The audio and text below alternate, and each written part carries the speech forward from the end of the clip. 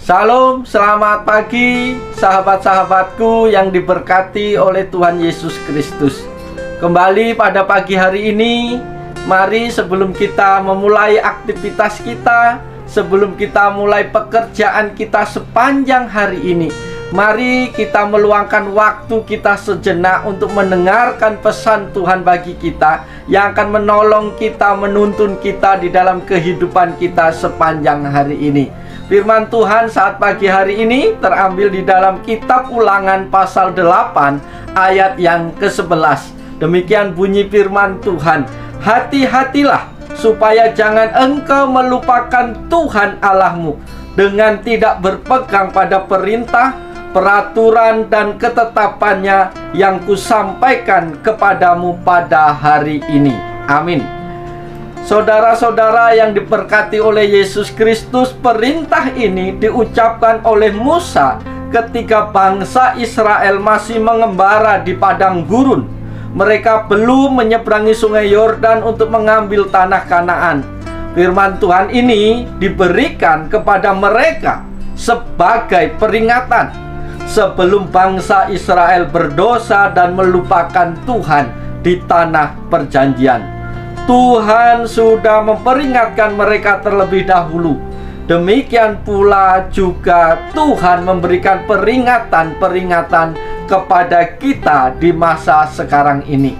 Oleh sebab itu, lewat kebenaran firman Tuhan pada pagi hari ini, mari kita dengarkan pesan Tuhan bagi kita. Pesan Tuhan pada pagi hari ini yang pertama adalah orang yang melupakan Tuhan adalah orang yang tidak berpegang pada firman-Nya dan melakukannya. Itu yang pertama. Apa maksud dengan melupakan Tuhan? Apakah berarti orang tersebut sudah kehilangan ingatan sama sekali tentang Tuhan dan melupakan namanya? Ulangan 8 ayat 11 menyatakan bahwa seseorang melupakan Tuhan dengan cara tidak berpegang kepada firman Tuhan dan tidak melakukannya. Jadi seorang dapat melakukan atau melupakan Tuhan bukan karena dia mengalami amnesia atau gangguan ingatan, bukan karena daya ingatnya lemah, tetapi karena dia tidak melakukan perintah Tuhan. Mengingat atau melupakan Tuhan bukan sekedar masalah kognitif semata, tetapi masalah gaya hidup yang mengikuti atau mengabaikan perintah Tuhan. Yakobus sendiri menyatakan bahwa iman bukanlah masalah kognitif semata, tetapi menyangkut iman atau perbuatan yang dihasilkan dalam hidup. Yakobus 2 ayat yang ke-20. Jika kita tidak mengikuti perintahnya, maka sebenarnya kita sudah melupakan Tuhan, meskipun kita tetap beribadah dengan setia setiap minggu kepadanya. Itu pesan Tuhan yang pertama bagi kita hari ini. Pesan Tuhan yang kedua bagi kita adalah orang yang melupakan Tuhan adalah orang yang membanggakan kekuatannya sendiri. Ulangan 8 ayat 17, Allah memberikan peringatan, maka janganlah kau katakan dalam hatimu, kekuasaanku dan kekuatan tanganku lah yang membuat aku memperoleh kejayaan ini. Dilanjutkan ayat yang ke-18, tetapi haruslah engkau ingat kepada Tuhan Allahmu. Dua ayat ini menyatakan dua hal yang bertolak belakang, yaitu membanggakan kekuatan diri sendiri dan mengingat Tuhan. Dalam bagian ini, mengingat Tuhan tidak dikontraskan dengan melupakan Tuhan, tetapi dengan membanggakan kekuatan diri sendiri. Membanggakan kekuatan diri sendiri ini adalah berarti kita mengandalkan kemampuan atau apa saja yang ada dalam hidup kita dan tidak mengandalkan Tuhan. Maka kedua ayat ini sebenarnya mau menyatakan bahwa orang yang membanggakan kekuatan dirinya sendiri adalah orang yang sudah melupakan Tuhan Allah.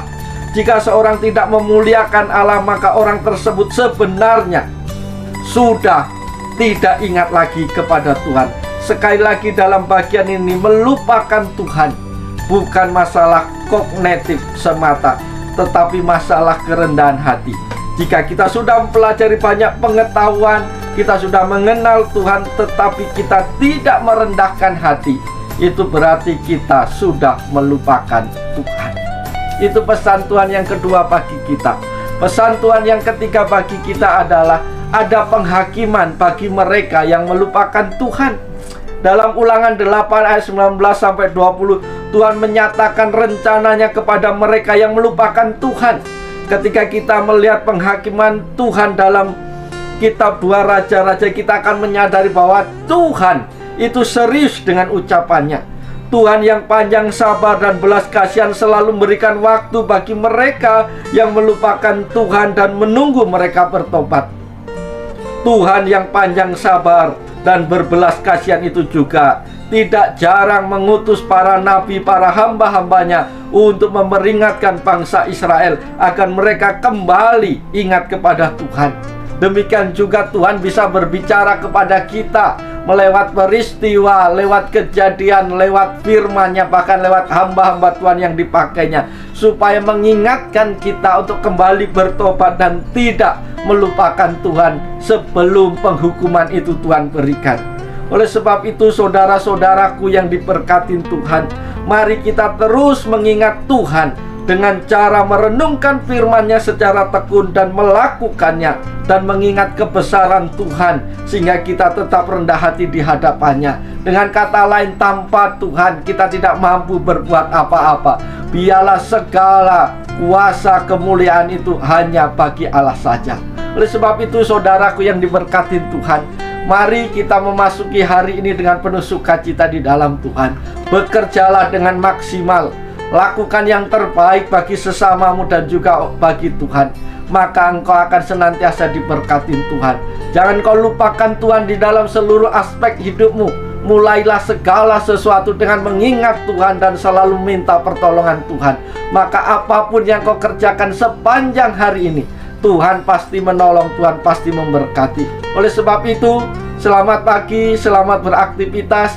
Biarlah sepanjang hari ini kita memuliakan Tuhan, melakukan hal-hal yang berkenan kepada Tuhan, sehingga hidup kita boleh merasakan segala kebaikan-kebaikan Tuhan dalam hidup kita. Selamat pagi, Tuhan Yesus memberkati kita semua. Amin.